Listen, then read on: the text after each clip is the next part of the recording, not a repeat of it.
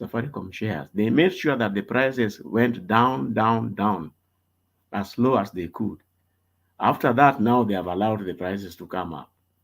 And now, what are they planning?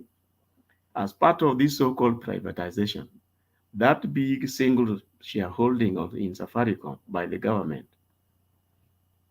it is going to be up for sale. Believe me, your guess is as good as mine who are going to be buying it. Now, that is the kind of regime that now we are having that is coming to resuscitate anything in the country. It is sad. Now, talk about the withdrawal of the security. I think, Leo, you remember some time earlier, somebody was saying that where are the facts? I think it is Duke who was saying that where are the facts? Now, I didn't know, but I hope it is just a rumor that they wanted to leave President Uhuru with 6 security guards at his home.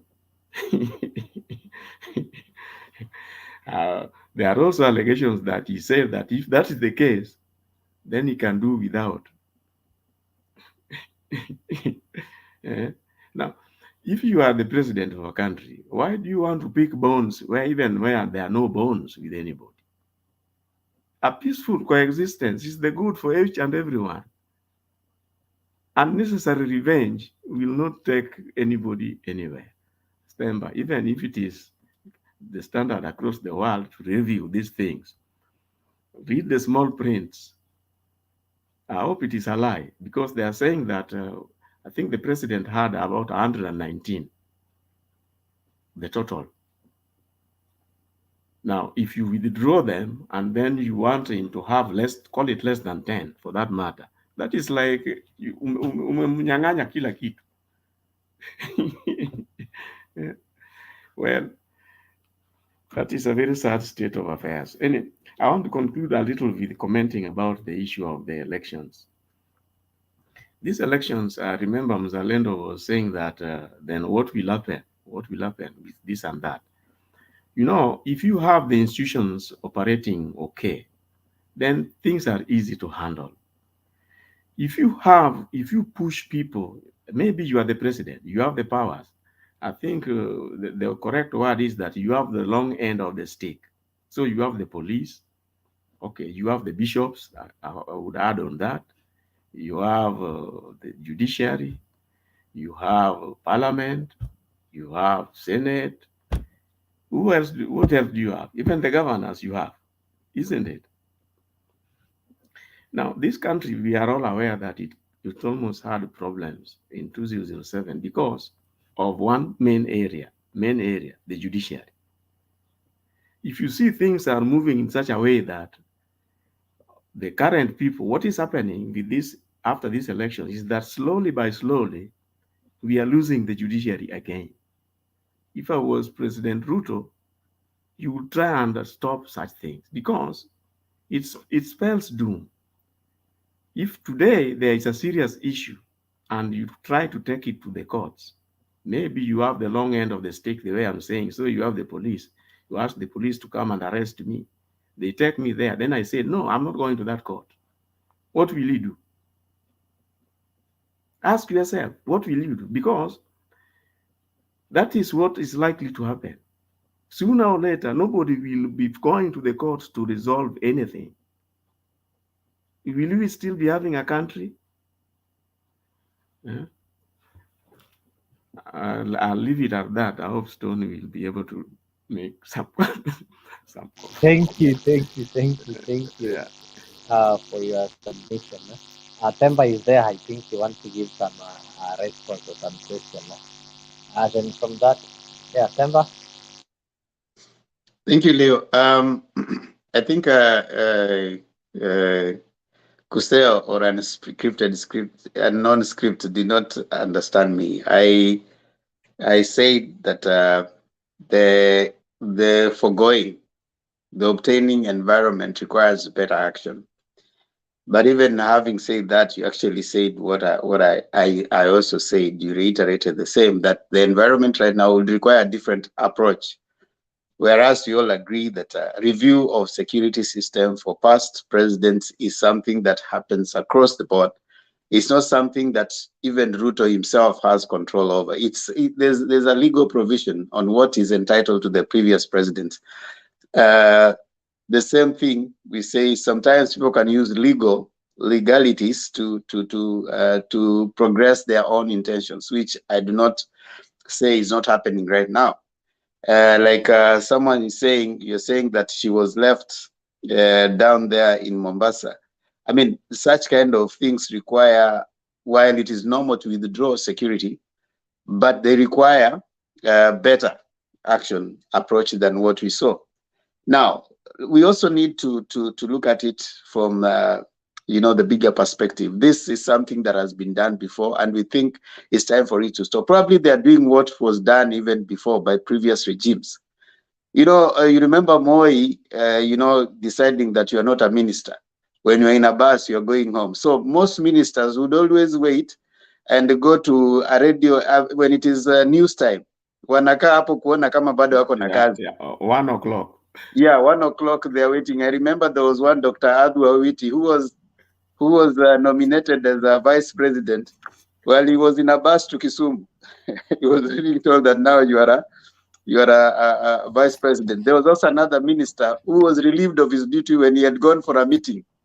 So he's coming out of the meeting and he doesn't find his driver and the bodyguard. They're all gone. You see, these are things that have happened before, and it's time that now we have a debate around them. Now, another thing, a non-script, the Privatization Act, it was passed in 2013. If you can access it, it's out there. You can access it. It was passed in 2013. The Public-Private Partnerships Act, 2013. So 2013 is 9 years before today. So this thing has been there, and there were like establishment of the Public-Private Partnership Committee. And it's indicated. If you go online, you look for Public-Private Partnerships Act for Kenya, you can access it and you see what they are supposed to do. So what these people are doing, it could be a legal thing, but now they are using it to expand their own interest. What are some of the things that the Public-Private Partnership Committee is supposed to do? If you go down there, working with the ministries, an act of parliament to provide for participation of the private sector in the financing, construction, development, operation, or maintenance of infrastructural development projects of the government through concession or other contractual arrangement. The establishment of the institution to regulate, monitor, and supervise the implementation. That's from the Public-Private Partnerships Act, 2013. Now, some of these laws, we have them. And then when they start implementing them, they use them to their advantage. I agree with you that definitely when these things are brought out now, the people who have the money are going to now, run for them. And probably, like we said yesterday, some of government institutions have been run down, and they are a loss to the public exchequer. So will they rather be put out for, get into a public-private partnership? Yes. But how do they do that? So that is what we can control right now, because this government has shown that it has an appetite for stealing any small thing that they put their hands on. That was even before they go to power. So you can imagine now that they have the power. Their action in the previous few days has shown that they have no idea, and they're not even willing to act on something that is illegal, because those people whom they have appointed to cabinet positions have been accused of all manner of things, but they have twisted the courts to let those people off. So how do you expect, like they say, how do you expect a fisi kwenda kuchunga mbuzi? That's exactly what you are doing. The same people who are accused of stealing billions of shillings. Gachagua, who did business with county government and stole billions of shillings, is now the one chairing IBEC. And you're expecting these people to come and do good. I think it's more of the people that are being entrusted with that duty. Temba, Yes. run down by design. Those enterprises run down by design with the aim of owning them cheaply. Exactly, a non-script. So it might be. I mean, they might be doing things that are legal, but as they say, even Hitler's argument for whatever cause he was pursuing, he could find a clause in law that he was relying on. And Russia, when it invaded Ukraine the other day, Putin was relying on a certain legal provision. So sometimes you can do serious atrocities while relying on some legal provisions. That's why I was saying that they have the long end of the stick. Yeah, those things should be called out. I can see Mzalendo raising up his hands before I bring Bro Benson. Temba, thank you very much. You know, the truth is like the sun. You can't hide it for so long. You have said a lot of truth in a different way as an Azimio supporter. You've told them privatization is something that is within the law, and maybe the timing is bad, but it's something good. You've also told them that withdrawing of the security is a norm that I had told them earlier, but they really castigated me here. It is something that has been happening in governments before. Maybe the timing is right. It is not wrong. The timing is right because they wanted you to talk about it, and that is the timing. So the timing is very, very right according to the person who advises the government.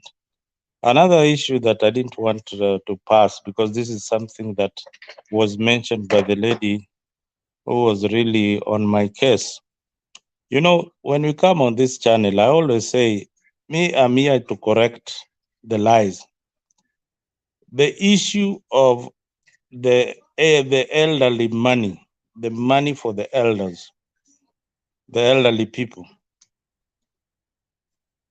Ati Ruto alikula pesa ya wazee. It has been said here for I don't know how many months, 6 months. Pesa ilikulwa na Ruto, sijui pesa sijui imefanya nini, na ni uongo mtupu.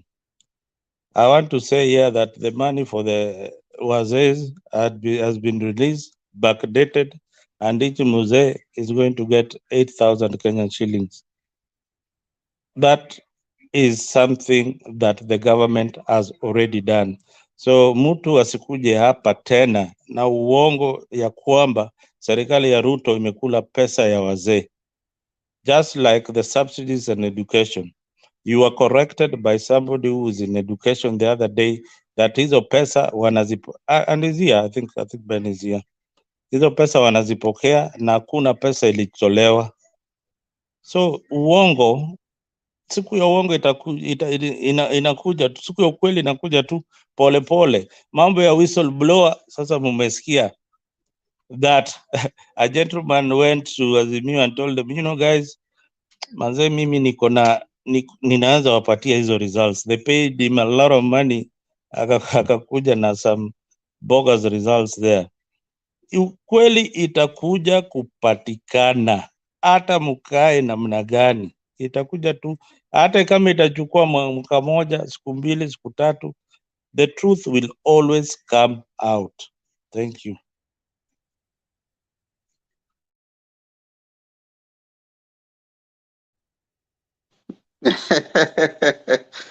Mzalendo. Unajua wanasema hivi the one thing that I usually say and they say is that there's your truth, my truth and the truth.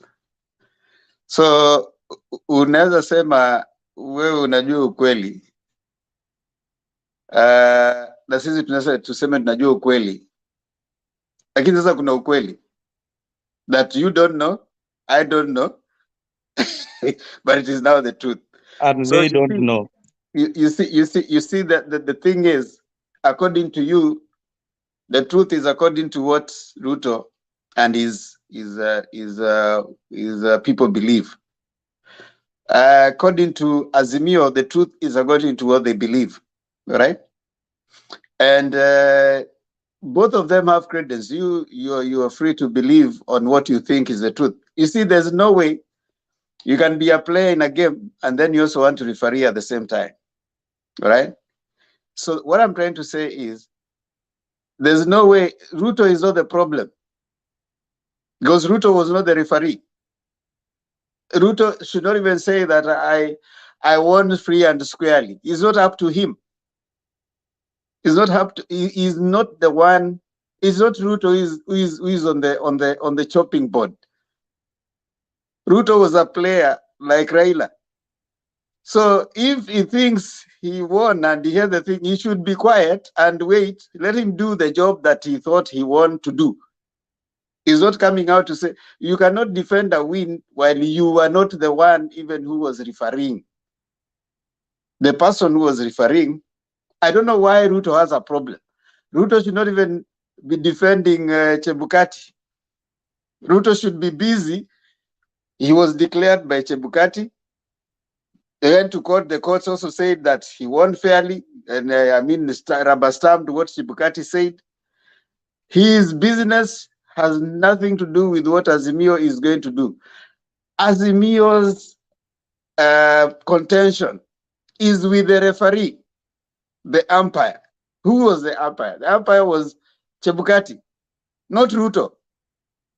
Ruto has no business, even if you say that this person went and you have no business looking at your neighbor, how they are even playing their game, or they have decided to go and look for somebody. There was a there were rumors that a long time ago, when high schools were going to play, some high schools would go and hire some of their former players to come and play for them.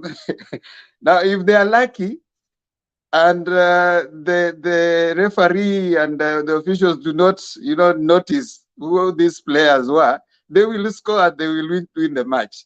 And that goes. So even if you go make noise that, oh, they had different players, that is your problem. Your problem was to go play and get out. Them, they'll be left. You are left now to see what is the problem with the referee. Now, fair enough, you are right to say, oh, those Azimio, oh, we won free and square. That's according to you. You are not the referee. You are also a player in the same game. You need to wait. The other people are contending that this game was called unfairly. It's them now to follow it through.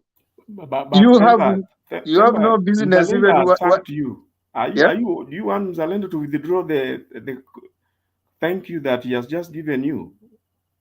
I mean, anybody is free to say thank you. No, I cannot deny someone an opportunity to no, no, express no. themselves to appreciate that I've given. Even the devil quoted the Bible Uh, at some point. anyway, so I do not contend. He has the freedom to say thank you if I say what he agrees with.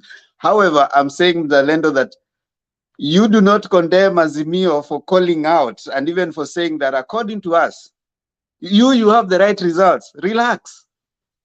Continue doing what you're supposed to be doing.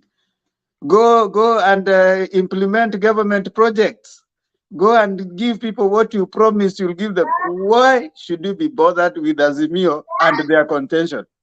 It shouldn't be Temba, an issue. Temba, Temba, Temba, you are so on point about the referee and Chebukati. But I think Chebukati was there in 2017. You are also on the same point on the referee. That who was Chebukati then. You couldn't rectify it in 2017. In 2022, then you have the same game plan, the same maandamano, hoping to get the same results. Exactly. So And I so, don't know what you're so the saying. problem I'm saying, Mzalendo, how is it your problem? my problem, how is it? How is it your problem? My Because problem you is won. How is it your problem problem? is this is where the Themba, problem comes in. take the compliment from Mzalendo tuendelee mbele. My problem is Yeah. there's no investor who can come to a country that is running up and down each and every day with that instability. That is my problem. Then you As continue somebody who waiting. is See, you are stable. that is my problem. That Just is not hold a on. solution. Let me, Now I hope I've answered you. you haven't answered me. I thought you would continue because you won. You would continue doing what you need to do. Bro Benson, karibu. Themba, habari gani? Mzuri sana, Bro Benson. How have you been, man? Happy New Year. Happy New Year to you too, and Happy New Year to everyone. Mzalendo, unajua jina yako kwanza inafaa ikutetee, lakini sioni kama jina lako inakutetea, kwa sababu kama wewe ni mzalendo, jambo la kwanza ambalo unafaa ufanye, inafaa utetee nchi yako bila kubagua pande yote, kwa sababu unatetea wananchi. Pali kuna makosa unasema, ama pali hakuna makosa pia unasema. Kwa sababu ukitoa mawazo mzuri, kwa sababu wewe ni mzalendo, utasaidiana nchi. Yeah? Mzalendo, kama wewe ni mzalendo, hauchagui palipopote, kwa sababu wewe ni unapigania haki ya Wanakenya wote. Na kitu lazima tukubaliane na wewe ni kwamba IBC iko na shida. Hiyo ni kitu lazima hapo tukubaliane. Hatutaki kujua nani alishinda ama nani alishindwa, lakini lazima tukubaliane na wewe kwamba hapo kuna shida. Na kama hapo kuna shida, basi hiyo ndio inaletea nchi shida. Sasa wewe, uzalendo wako si uzalendo ambao inaangalia ya nchi, lakini uzalendo ambao inaangalia ya pande fulani. Tumeelewana ama hapo naweza kuwa nimekosea? Kwa hakika umejaribu kufafanua, lakini nimekupatia kwa mfano mambo ya uchumi. Nikikwambia mambo ya uchumi wa nchi it cuts across both sides, Azimio and UDA. Nikisema nchi inafaa kuwa na uchumi bora, hiyo inamaanisha niyo ni uzalendo. Tunaangalia uchumi bora. Nikikwambia katika kila uchaguzi kuna utata, na utata inatokana kwa pande ambayo imeshindwa, na bila shaka saa zingine pengine kuna dosari, lakini kuna njia ya kutatua hayo matatizo. Njia moja kinaelezwa vizuri kwa kinagaubaga ni katiba ya Kenya. Inasema uende kotini ukusalishe udhibitishe ya kuwa enyewe mimi nimeibiwa.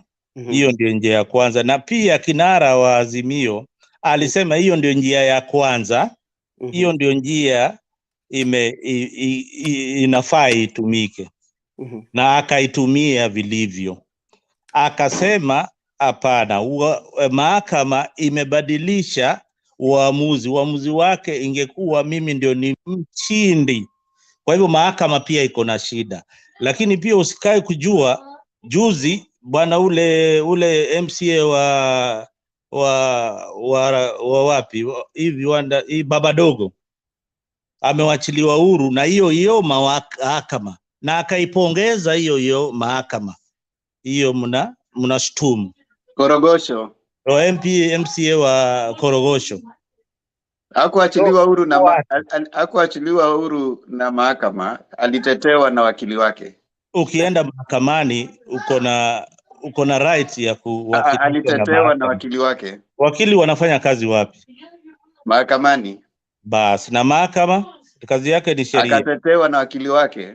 Basi ndio kulingana ile shahidi ambayo ilikuwa pale. Nia yenu ilikuwa kumshika, lakini akili akawauliza mnamshika kwa kifungu gani? Ushahidi alitoa ule. Kwa hivyo wale hawakuwa na ushahidi wa kumshika, sio? Kwa sababu unaona ukienda mahakamani lazima kuwe na ushahidi ya kutosha. Ndio maana kesi yenu pale Supreme Court ikatupiliwa mbali. Ni sawa, hapo umesema sawa. Lakini wacha nikurudishe nyuma mzalendo kidogo Benson. Huyu jamaa nikurudishe nyuma. Wakati ambapo umejiita mzalendo, Benson umeuliza swali nzuri sana bwana. Jamaa yaitwa mzalendo, lakini uzalendo wake uko na dosari.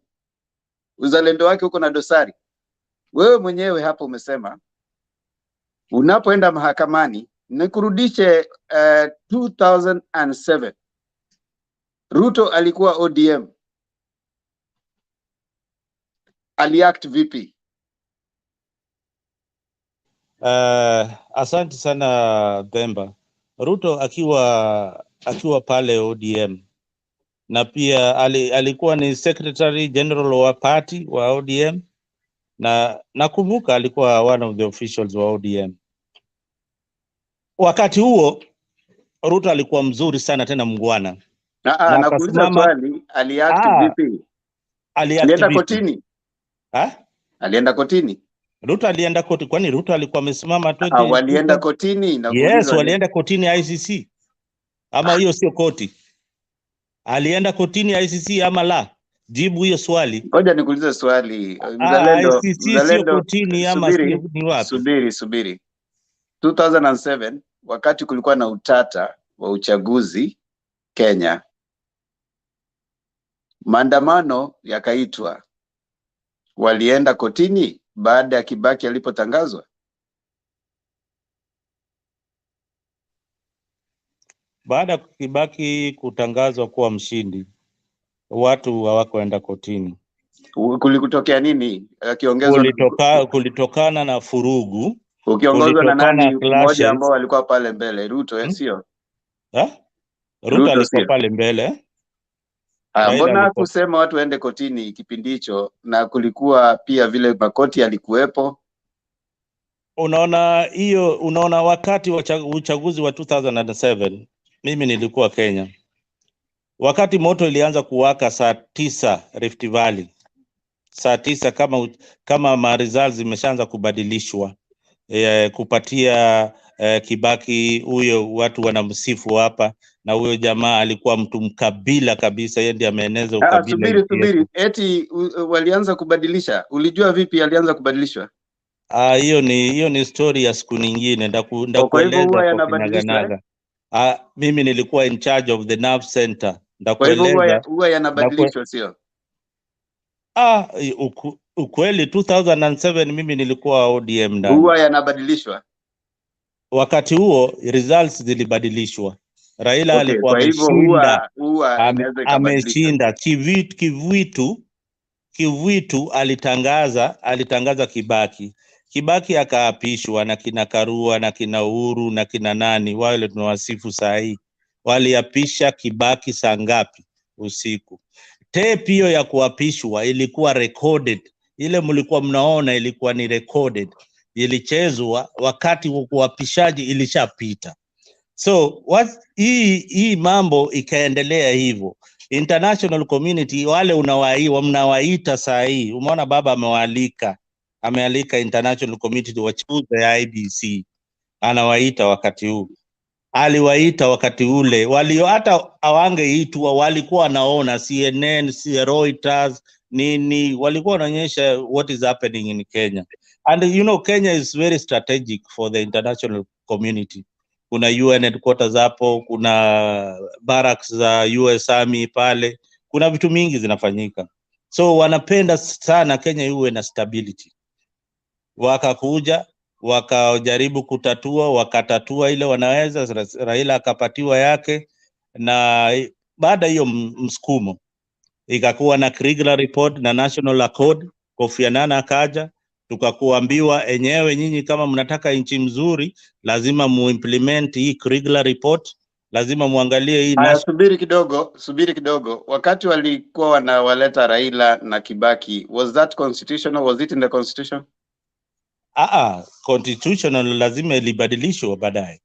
Okay, so it was not in the constitution. So it is possible to create a situation where you can have something to calm the country down and then come to the constitution, right? Yeah, just to add on your point. it is important No, for your wait, supporters to wait, know Mzalendo. What I want you to read the is end this. game. Yeah. Is this.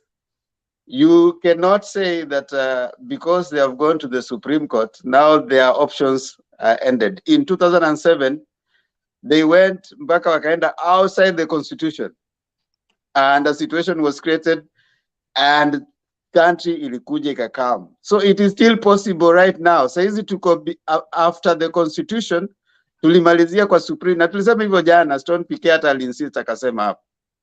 Saizi ukikuja hapa kwanza kusema sijui Supreme Court, sijui Unaona nini, tushatoka. Haya, Temba, wacha Benson amalize. sema namaliza tu Benson amaliza. Wewe subiri sasa, umeongea sana.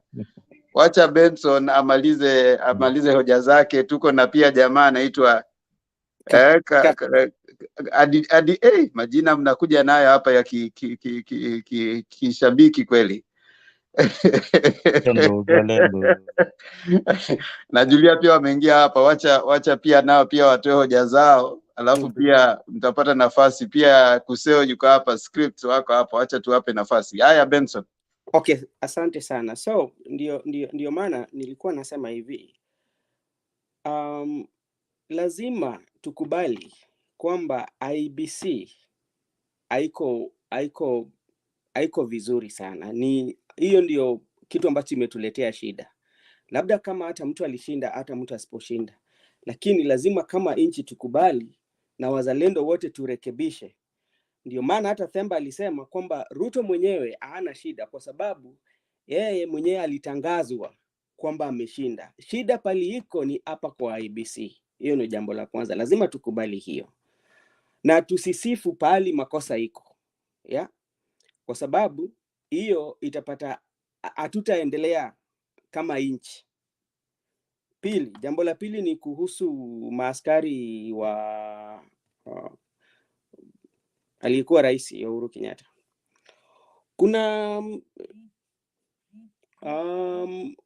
Kuna kipengee hapo kwa polisi inasema kwamba inafaa wakuwe na karibu 6 maaskari 6 kwa wale ambao wametoka katika wameretire from the presidency. I think that's the minimum. Yes, that's what they should have, right? But like no, minimum. The minimum, yeah, that they should have like 6. Yeah, minimum. Yeah. But one thing that also we have to remember as we say the minimum, remember Uhuru Kenyatta, first of all, his father was the president. Then secondly, he was also the president. Yeah. And if you look, if all these people were recalled, they were saying he had 120. Sometimes it makes sense. I know sometimes it's against the law, but at the sometimes also it makes sense. First of all, they were protected at the first family. By the time, even before he became president, maybe he had security. Yeah, as the first family. When he became president again, he had the security. Now, where I kind of like disagree with the UDA people, or like the people that Mzalendo is supporting, is like, I saw one of them, I don't know is what, MP Mgani ali tweet, like we've given him what, 20, and now he had 14 in excess. If at all they want to follow the law, why again then giving him 20, 14 in excess? Why?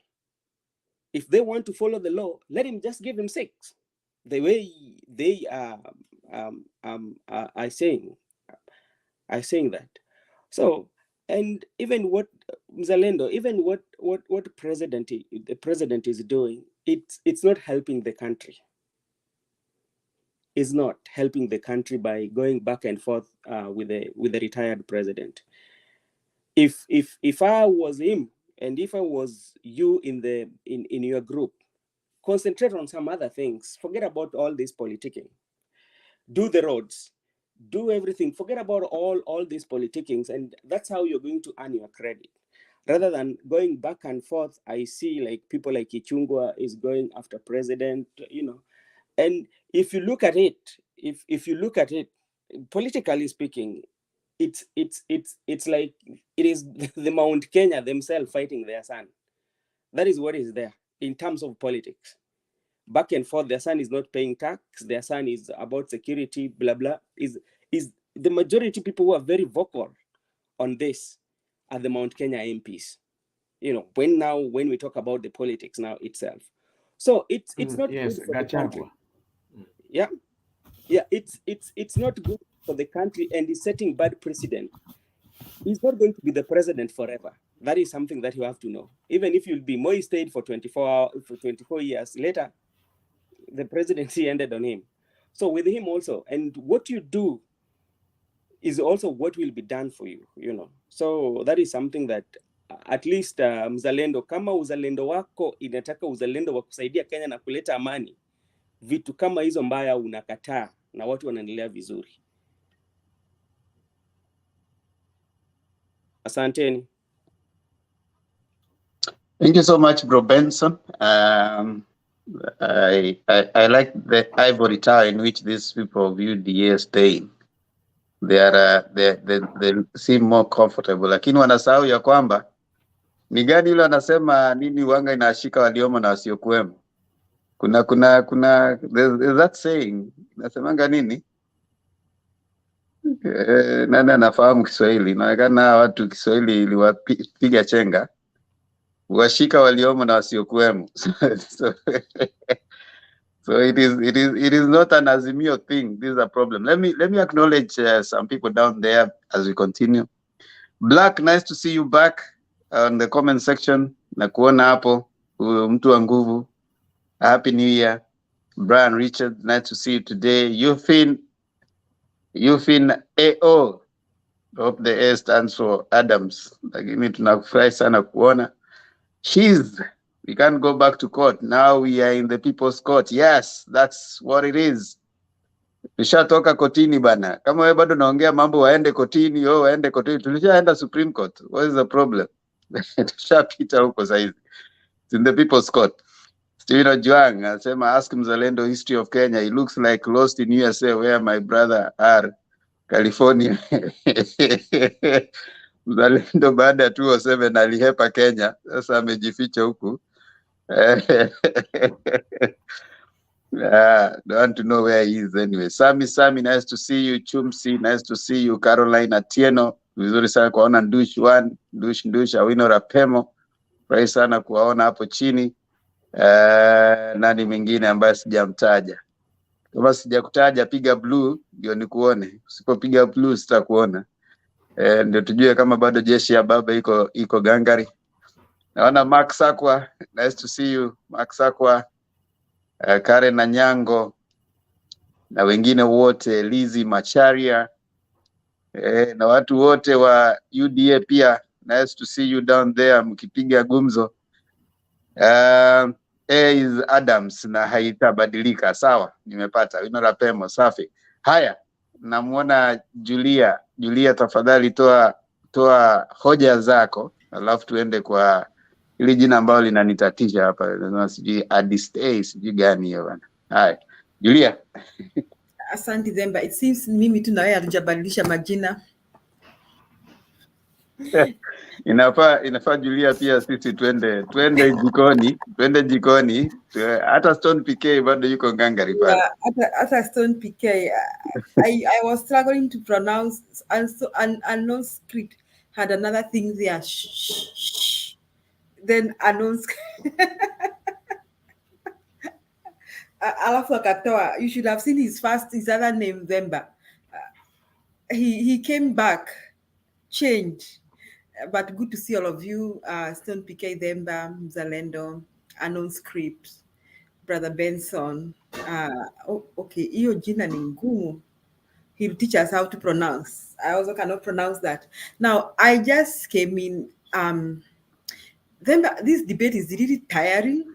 You are giving Mzalendo time to give us too much trash. I'm sorry, Mzalendo, I apologize. Let me say this. too much. Let me withdraw the word trash. Too many things that don't make sense. And the debate is becoming so tiring and so boring. I mean, from my side, and so boring because wasting our time talking about, I heard Muzalendo saying that this war is between Uhuru and Ruto. Which war is between Uhuru and Ruto? As we don't care. Even I heard Stone Piken say yesterday, we don't care. Uhuru is retired and he's not vying for presidency. So if Uhuru is not paying tax, let KRA follow him. So we are not interested. So if Ruto is fighting Uhuru, he belongs to the school of thought wenye kama kwamba anasikia in Kikuyu we say anasikia kiwaru. He has a big potato inside his throat that he was never the son of the first family, and Uhuru was. And I always ask you, Mzalendo, you people, why you don't ask your mothers why they didn't marry the president, Jomo Kenyatta ama Moi. Ingerikuwa mnaitwa first son. Me, I'm okay because I was not born there. Because maybe my mother hakuonekana huko, and I'm just first daughter. Yes, and no script. I'm just okay with it. I was not born there, and I won't keep here fighting Moi's family. Saying bad things about them, or fighting Uhuru's family. Even Baba's family. God placed them there. So I can't sit here fighting Ida's children and saying wanaringa, wakona pesa mingi, we'll do this for them. That is so barbaric and shady. So for an MP to come around, these MPs that Muzalendo is praising, these Kenya Kwanza thugs that he's praising, that to come around saying that we have withdrawn 20 bodyguards, who cares? Me, I don't have a bodyguard, and I'm a Kenyan. Why they can't give me one? So what makes you people think we care about you withdrawing Uhuru's bodyguard or giving him 100 or giving him more? Furthermore, Uhuru can even afford to hire his own bodyguard. And I think he can be licensed to carry weapons. Me, Julia, if I come to Kenya, I may not be licensed to carry weapons. Uhuru can be licensed. So this is high class, nonsensical. The withdrawing Uhuru's security is inconsequential. Kenyans don't give a damn about it because Uhuru can afford his own security. Uhuru can even decide to move his family abroad. He has family abroad. Did you know that Uhuru has family? Kama akona ma step brother mpaka Britain. He has property. His family has property abroad. If you withdrew security from Julia Mzalendo, that's a big deal. If maybe I was so much guarded and you withdrew security from me one day, then I think a non-script can complain on my behalf because Julia may not afford to pay for extra security.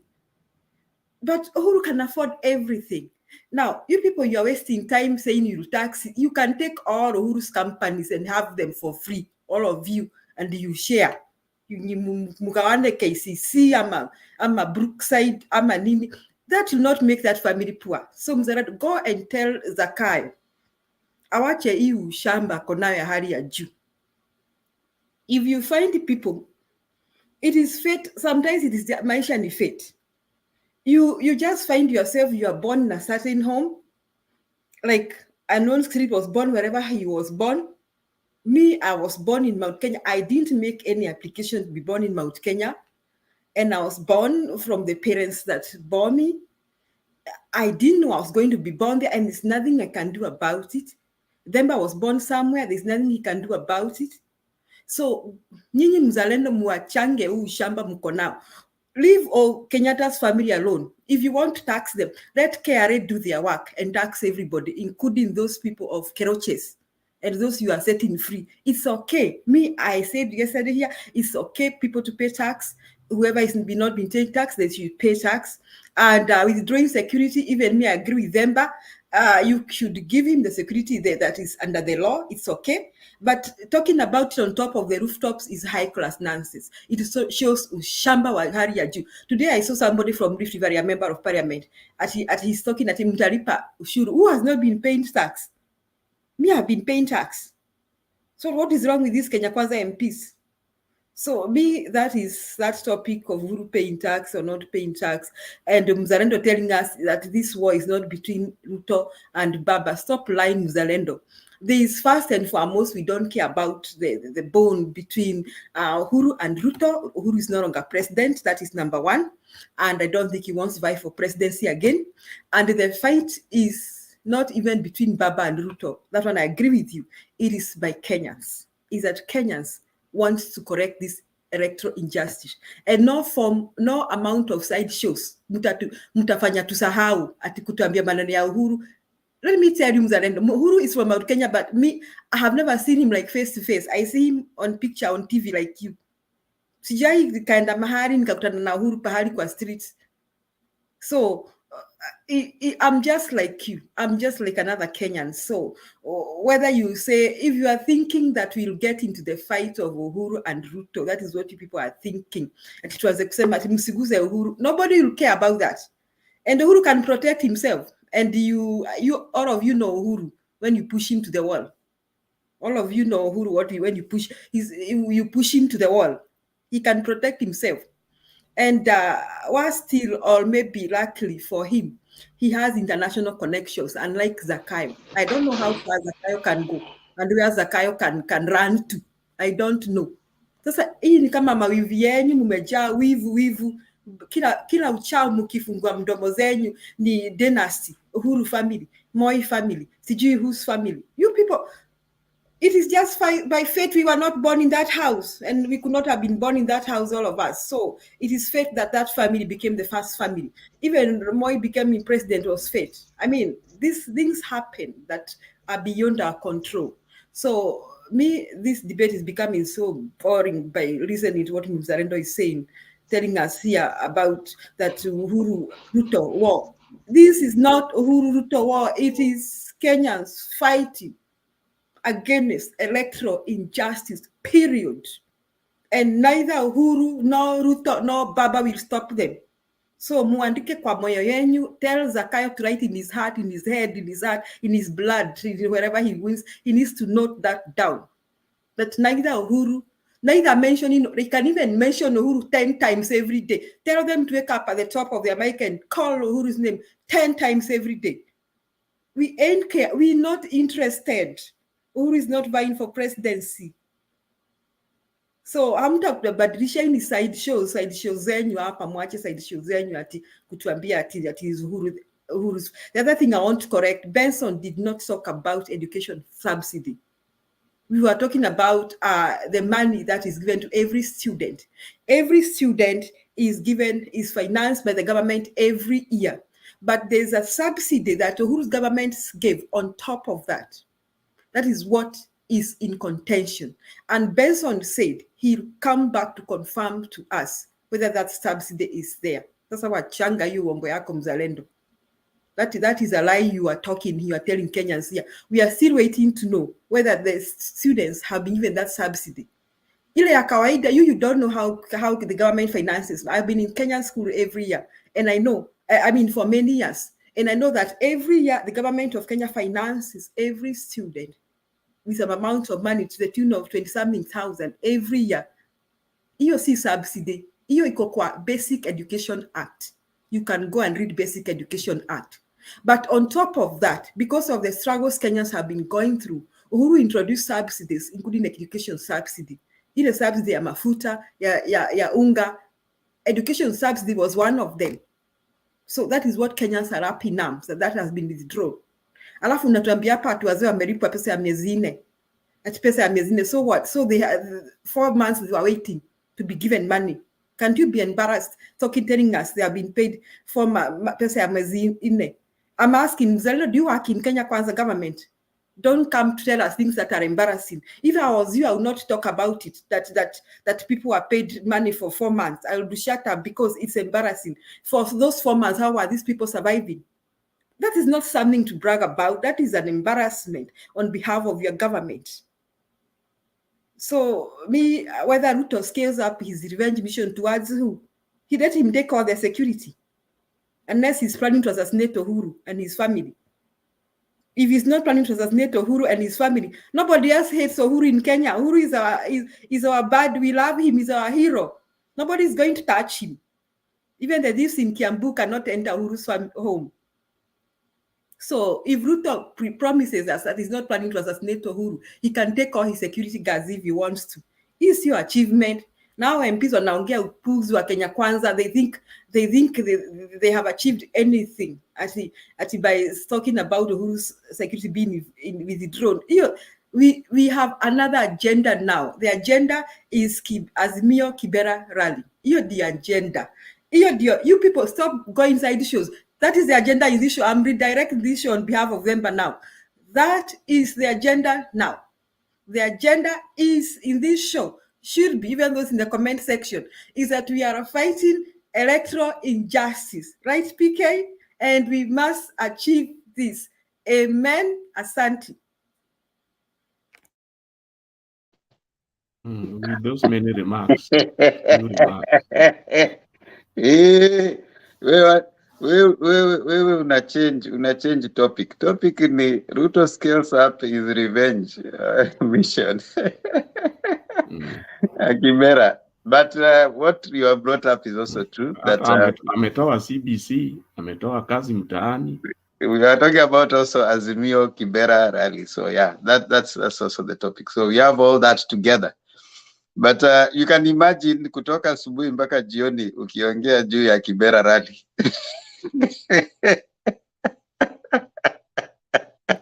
Kibera rally ndio mambo yote Vemba, because that is the only thing. You can imagine ukiongea juu ya kitu moja kutoka asubuhi mpaka jioni. That will be more boring. But anyway, let's hear bro, hebu tuambie jina lako. Hello, Bwana Mutembei. Happy New Year. Happy New Year. Nilikuwa hapa kitambo, ni vile huwezi nikumbuka. Sijabadilisha jina. Karaoke. Nimeona hiyo mwisho ya karaoke nimeona. Lakini zingine sijui katoze, sijui nini. Hapana, hiyo ni majina ya kijana. Ni vile sikubadilisha Facebook. Ni majina ya kujibandika. Haya basi toa hoja zako. Mimi sikuwa nataka kuenda in the direction Julie ameenda, but mimi nilikuwa nataka kuscale down hii topic ama ni scale down the ile pressure iko hapa. Nilikuwa sasa nataka kuambia, jana I was reading, I told one guy yesterday that wametoa security ya Uhuru. There was a guy we were talking with, akaniambia hapana hawezi, hiyo ni propaganda. Nikamwambia ngojea tu utasikia kwa news jioni. But nimeenda nikafanya research yangu kidogo na nikaona zile propaganda zinaendezwa. Kwa sababu kulikuwa na propaganda moja imeendezwa na sijui kama ni UDA ama ni nani wana propagate propaganda. Wanasema kulikuwa na 120 security guards. Security walikuwa wamewekwa kwa detail ya Uhuru and his family. Nimesoma na nikaelewa that the 120 security the 120 security officers walikuwa wamewekwa, they were in the security officers given to Uhuru from 2012 after ameannounced as the presidential elect. They were the 120 after ameelected as the presidential elect till the time that he finished to become alimaliza term yake.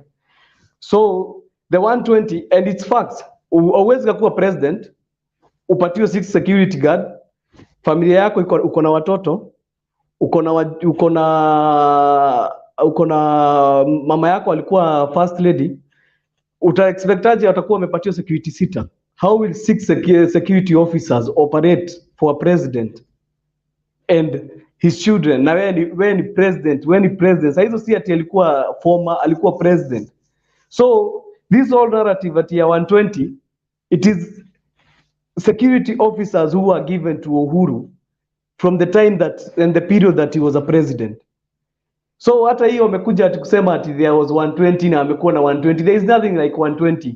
Or the moment Uhuru alishatoka kuwa president, Ruto alikuwa ameshapanga kila kitu. The moment alitoka, ni vile Uhuru apendi kuongea. Uhuru hamtaimuona akiongea hata saa hizi. Unaona hata saa hizi today nimesoma au security waliongezewa 20. Uhuru amesema hata hawataki. Ama hujaona hiyo story Themba? Amesema hata hao 20 amepatiwa hawataki. Kwa sababu ya nini? It is something that was planned after Ruto was inaugurated. Wali plan everything was placed, but ni vile walikuwa naona hawezi shinda hii election. Walikuwa naona labda inasemekana walikuwa spies. Yeah. By the way, wacha nikwambie why they are removing the security officers. Si ati wanawatoa ati muone ati wametoa. They are removing and there is something that is happening. They want to replace them with people who can give them information about everything that is happening. Juu hawana mtu wa kuwasaidia kule ndani. There is nobody to help them. Wale security officers walikuwa under Uhuru, wale walikuwa wamepakia. They were very loyal to Uhuru. So wana feel the pain kwa sababu hawawezi pata information. There is nobody giving them the information. Na ndio ulisikia mpaka masenators fulani juzi wakisema ati we want Uhuru sijui alipe sijui taxation gani na sijui gani. Sasa kile kinawauma sana, they don't have the answer. Hawajui Uhuru anafikiria nini. They don't know what he's thinking about. Hawajui, juu amekuwa quiet, hawajui. Uhuru tulimuona tu juzi ndio aliongea tu one word akasema sijui wacha waendelee kuongea.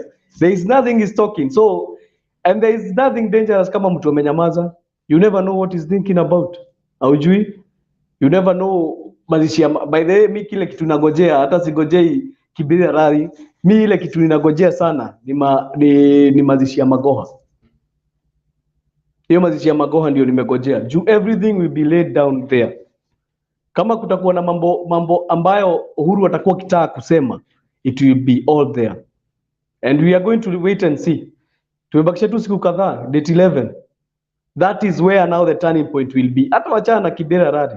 Kibira Rari itakuwa ya kumomentum. Hizi ni momentum zina build. But let me assure you, ile mazishi ya Magoha ndio itatoa kila kitu. Itatoa kila kitu. Na watu watajua. Juu pia Ruto anasema Uhuru alipagi tax na familia yake haijalipa tax. How do we know that pia Uhuru akona information ya vile Ruto hajakuwa kilipa tax from before? How do we know?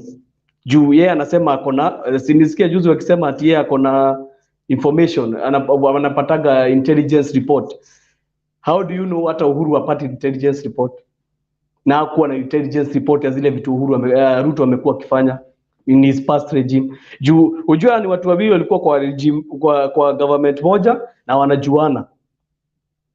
And that's why Ruto is trying very hard, and try very hard. Hata try anything, and try very hard kupiga Uhuru. Juu anajua Raila hawezi piga Raila, atapigaje Raila? Hawezi. Sasa kile kitu anajaribu kufanya ni juu anajua dealings zile wamekuwa kufanya na Uhuru. So ana try kupiga Uhuru na zile dealings, lakini ajui pia yeye labda yake iko motoni. Utajuaje? Asanteni. Asante sana Karaoke for that information. And sisi tunataka Ruto na Uhuru waendelee kuchapana, waendelee kuanikana. Sisi shida yetu ni Chebukati, si shida yetu hata si Ruto. Sisi hatuna shida na Ruto. Hatuna shida na akianza kupiga his boss former boss, that's okay. Sisi ile matangazo ilifanywa na Chebukati ndio tuko na shida nayo. Kama wanaazimio. Nimesahau kuambia Bwana Themba, niliona Chebukati akisema ati apatiwe video. Unajua hiyo itamletea noma sana. Itamletea noma sana. Alisema ati provide na video. Video iko wapi? Wewe ngojea. Unajua Raila aongeagi kituana, na usiaidhania Raila ataongea kituana. Raila akiongea kuhusu kitu lazima atakuwa konayo. Na Chebukati si wamesema 7 days. Haya, wacha tutaona after 7 days. Tunataka waende kotini. Tuone kama Chebukati ataenda kotini. Na asipoenda hiyo kotini, hiyo video lazima italika. Wacha nimwambie watu ambao washatisha baba kitambo kwenda kotini. Ndio mzalendo ujue kwamba watu wengi wameshatisha baba kwenda kotini. Waiguru alitisha baba kwenda kotini, baadaye alienda kupiga magoti kwa baba. Kuna wengi washatisha baba wanaenda kotini na wajaenda kotini, baadaye wamekuja kuomba msamaha. So very many years ago Atur Margarian wakakuja nchini, Kibaki was the president. Baba alisema wako mahali fulani na wanafanya kitu fulani, mpaka wakati huo Profesa Kivutha Kibwana ambaye ndiye alikuwa assistant minister security akakuja akasema, kwani nani huyo anapatia baba information? So ukisema baba akisema ya kwamba kuna video, iko video, but hatapatia Chebukati. It is not up to baba to give Chebukati and to tell him that this is a video. Why do you need a video?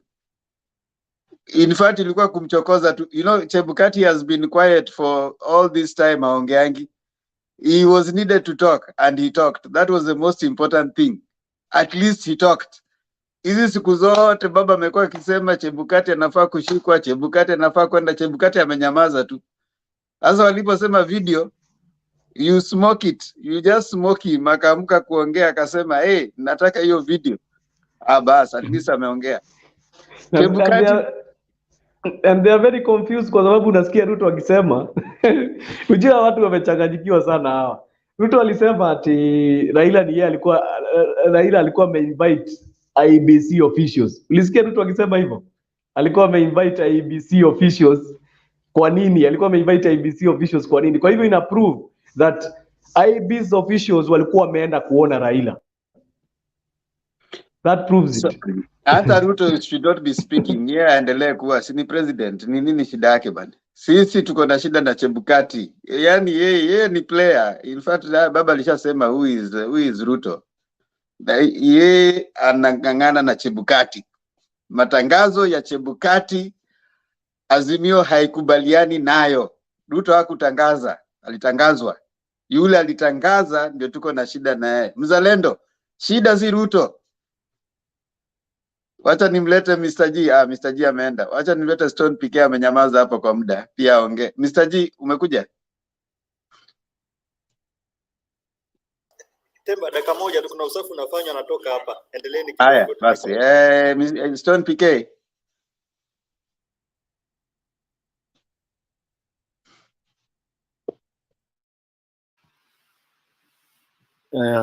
Asante bwana Temba na wale wengine. Na Julia pia hakuwa wakati tulikuwa tunajadili huu mjadala hapo mwanzo. Bro Benson pia na Mr. G. Mimi nilipokuwa natoa ile submission yangu ya kwanza nilisema sitakuwa distracted. Julia, umefanya vizuri, ni kama ulinisikiza, umeweka mkazo. Sisi hatuko we are past sijui nini, sijui Ruto, sijui UDA, hizo za kina Mzalendo, hizo hatuko huko. They are very cheap things, cheap theatrics. Zinaitu mtaani tunaziita vipindre. We are beyond vipindre. Ati toeni, hizo video mutoe. Hiyo utoto hatuko hapo sisi. Hatuko hapo. And we know when to do things. Hiyo utoto ya mtaani kwenda ati unatupa mawe kwa kichaka ndio uone what will come. You know, UDA is so childish. Alafu wana utoto na ujinga. You know, wanafikiria hii ni game, ni kamari inachezwa mtaani. They don't know lives are in danger. You know, they are at high risk. Na no wonder ninapeananga example ya nyani wakiingia shambani, wanaingiaga wakijua shamba lina mwenyewe. Na ukiona vile wanaiba mahindi kuchukua mpaka wanaweka zingine huko na kwa mdomo nini, to try and get as much as possible. Manake wanajua mwenyewe wanakuja na mishale na watang'atuliwa. That is the truth. That is the truth. The thief is sitting on the throne. And as I said earlier on in my deliberation, I said majority of human beings live lies.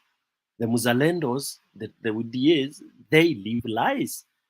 They know the truth. but they are denying. Most of them are thieves because they have been supporting thieves. Ukisupport ideology za mwizi muuaji, wewe ni mmoja wao. Ukisupport Yesu Kristo, wewe ni Mkristo. Unaamini Yesu alikuwa anafanya miujiza, alikuwa anabatiza watu. Kwa hivyo we correctly say wewe ni Mkristo. Kwa hivyo ukisupport mwizi, wewe ni mwizi. Ukisupport murogi, wewe ni murogi. Ukisupport mchawi, wewe ni mchawi. Kwa hivyo hao watu hawezi ati sasa tukudebate subsidy sijui zita nini. That's a waste of time. Because we believe they are thieves. Our agenda ni kuwatoa. Stand mtasema nini. That's none of your business. Let me quickly talk about easy side shows wanaleta. Sijui Uhuru security ni. Those are very cheap to propaganda, cheap to akina Itumbi. In fact, I'm happy that anaitwaje Kariuki amesema hiyo. Yani hiyo propaganda hata mtoi wa nursery school hawezi buy. Ni utoi ingine ya ajabu ati Uhuru. Sasa wewe unafikiri unanyang'anya Uhuru security alafu unamnyang'anya security ndio uachieve nini? Alafu mzalendo anatuambia ati it is okay, it has been happening. Again, this is where now ujinga ya Wakenya. The fact that Stone PK alifanya makosa, mzalendo akuja airudie, Julia airudie, it doesn't legalize, haihalalisi. Na hapo ndio tunataka Wakenya waamke. We are so stupid that because Uhuru alifanya, sijui Kibaki alifanya, Moi alifanya, tuko pale na upumbavu na ujinga wetu. Time has come and that's what we want to end. If the law says Stone PK akimaliza kuwa rais anakaa na 20 security nini, unakuja na utoto na ujinga ya kutoa ati kwa sababu tulikosana. That's garbage. That shows how cheap you are. Irrespective of who, hata baba sahi akiingia aanze kunyang'anya hoping that Ruto akitolewa ataenda kamiti ama kunyongwa. And I don't know why he would be given, maybe because he was a deputy. The law says he can still have it. But you don't interfere with what is in law. Kama ile retirement, ile pesa nani, you cannot come and start ati unasema kwa sababu amekuoppose you want to. That's a stupidity that we want to clear out of Africa. It's one of the most backward thoughts. Yeah? Mtu ukiingia president kama umeingia halali, forget about ule alikuwa. If it is things that he did which are criminal, send him to court. That is where we want to go. And that pace cannot be set by a thief. It cannot be set by a hyena. A hyena that has already started by giving madaraka to thieves and all the others. And we sit here hoping that Ruto will set things, that the laws zilipatishwa 2013 and those are all useless as far as Ruto is in power. He is using them to steal. Like what I tell people, Ruto will create position ya nini, God forbid kama tutachelewa kumtoa, ata create opposition seat. What will he do? He will create a shadow opposition of his people, his stooges. We know this guy. We know his tactic. Yeah, I keep on repeating, a hyena is a hyena. Amri ya kwanza ya hyena, you know, hyena came and, in my language, hyena came and did its 10 commandments against the Christian commandment.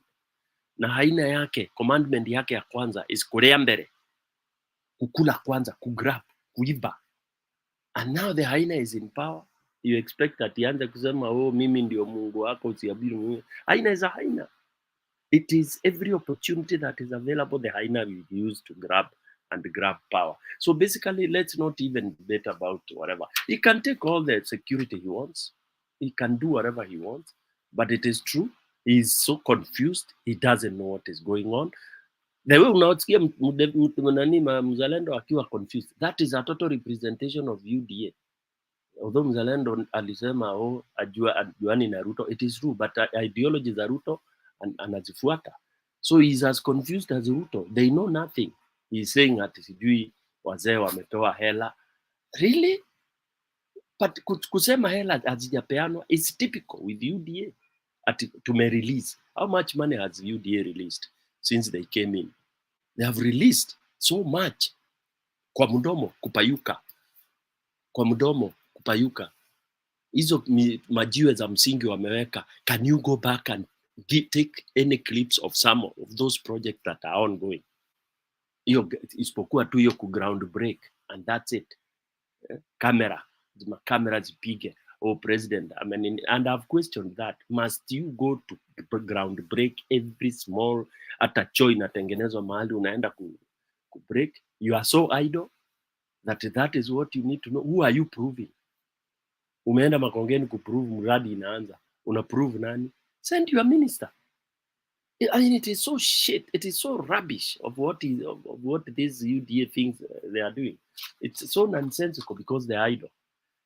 Secondly, prevention is better than cure. Again, it's a principle I follow. If we had prevented this hyena from entering the homestead, we would not be subjected to all this nonsense.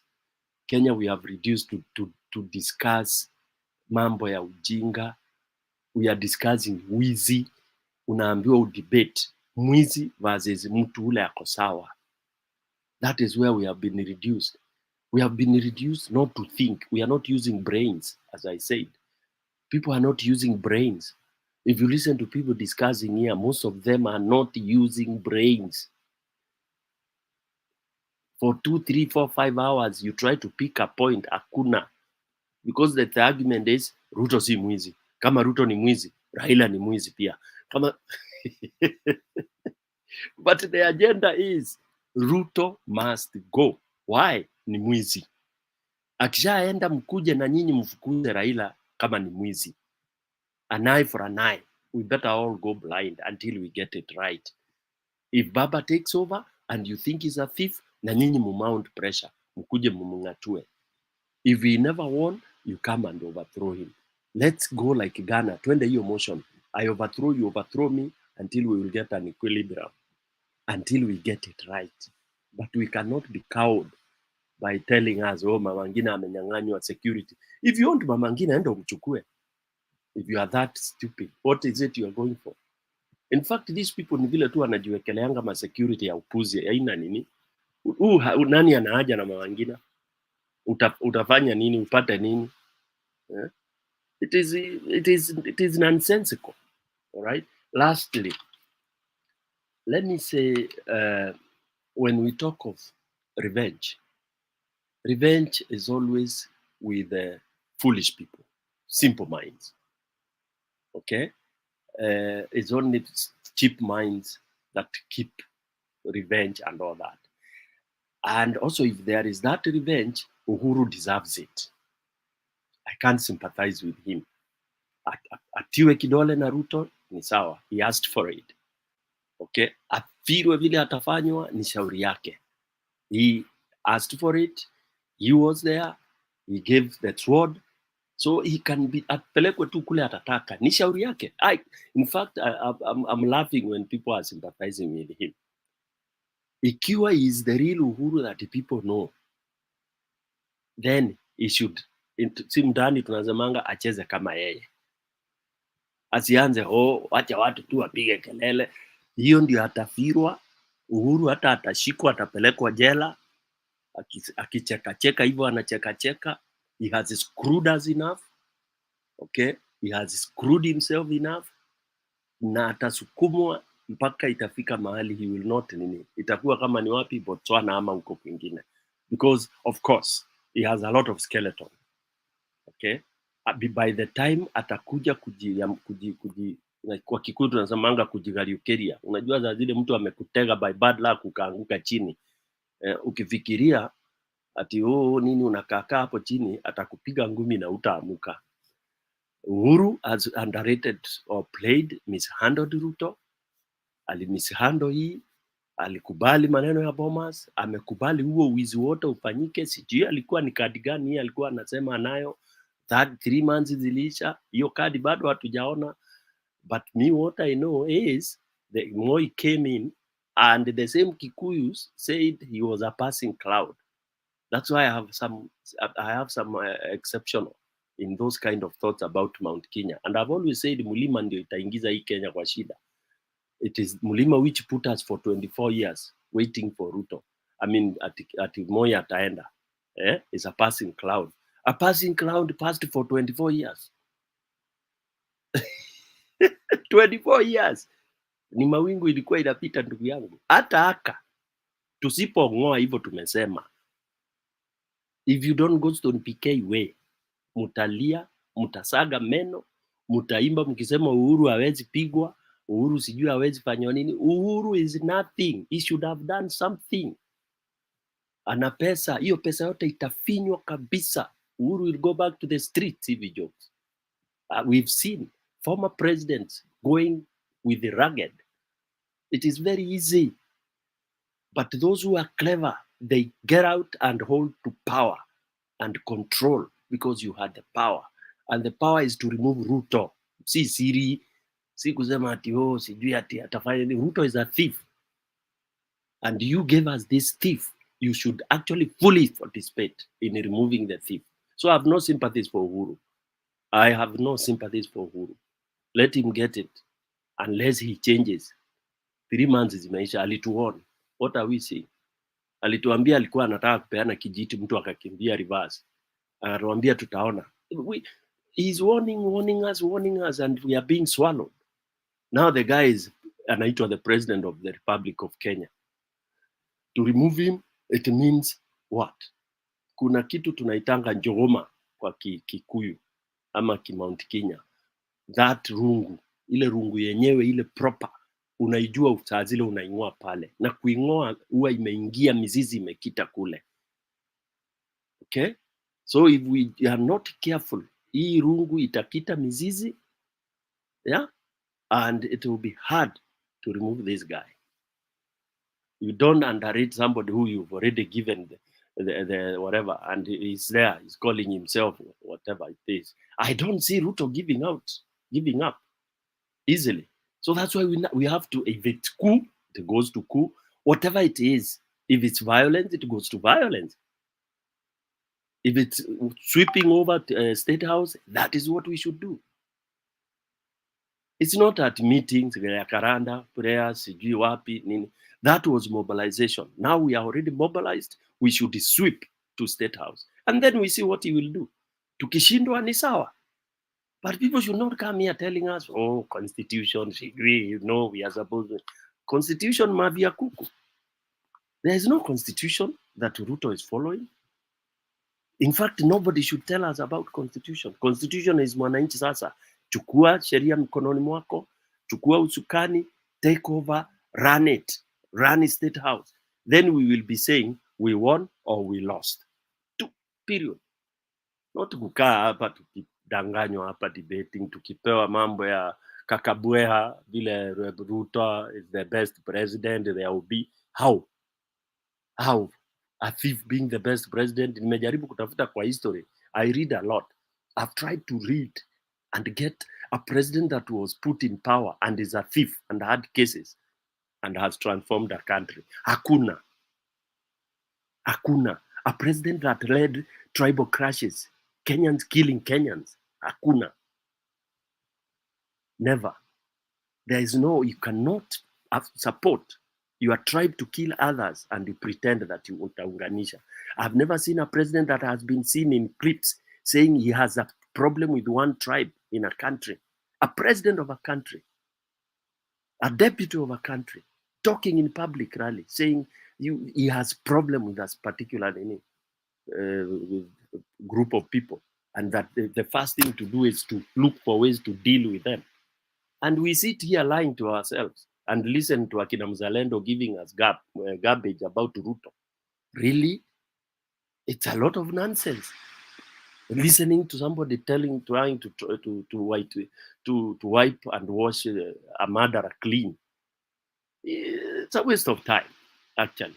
If I was to come here to be lectured and be told how Ruto will improve this country, I'd rather not, honestly. Thank you very much. Back to you, Temba. Themba, naweza ongezea kitu kidogo tu. Yes.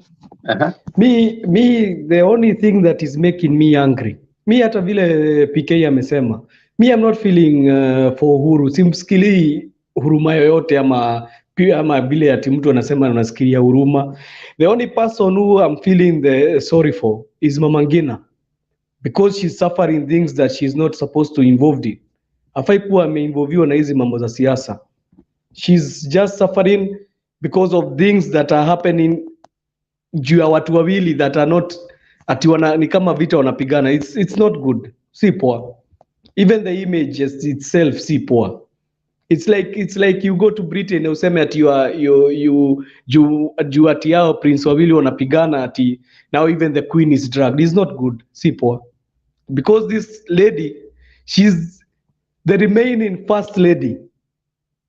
I don't think if Ruto understand that, who is the first lady of the Republic of Kenya. Yani hata Kibaki Kenyatta amekufa, Moi amekufa, Kibaki amekufa. She is the only one who is remaining. From that wale watu tunaweza sema they were inside in the government. She's the only one remaining. How can you do that? It's not fair at all. Now I want to just add my voice to hiyo kitu Stone PK amesema. Let's be categorical here. Whatever Ruto is doing right now is not any different from what has been done with some previous regimes. Uhuru himself, he either actively or was silent when things were being done. The so-called state capture, it is here in this particular debate that we have looked at list of appointments to parastatos that was skewed. It is here that we talked about even some agreements. There were some people who strode the public service like it was their own. Some people from let me say, embarrassingly, some of the people from Central Kenya, they strode the public service like they were the who and who, I mean, we Uhuru inherited the Kibaki public service. The thinkers of the Kibaki regime are the ones who came in with Uhuru. He only changed a little bit. He didn't change across board. He brought back people like Akina Kimunya. You remember the Kimunya must go by Khalwale. So Kimunya was revived by Uhuru, So I must say that the rot is systemic. And yes, the same bad behavior that we wanted to be done away with, they inherited it. And so what Ruto is doing, you see, there were things that Uhuru did that I didn't agree with. Some of the things like what was the hurry in the change of the guards and the deputy presidents of residents that time. What was the hurry?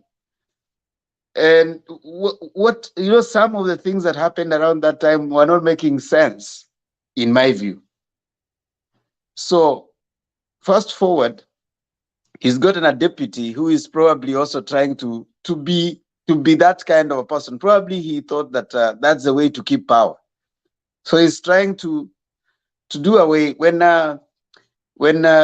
Moi came in after Kenyatta, Moi did the same thing.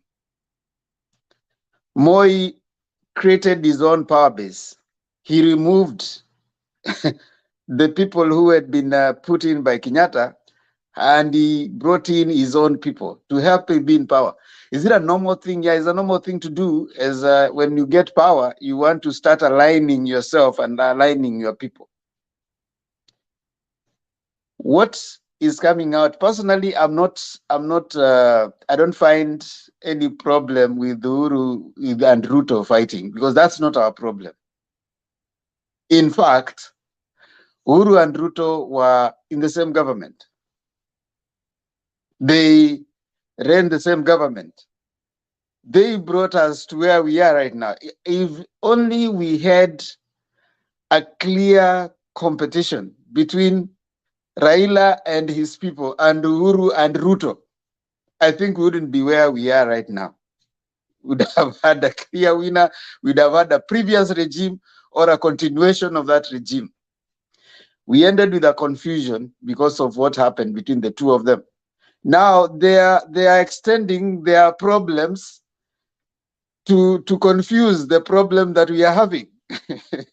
The problem between Uhuru and Ruto should not be our problem.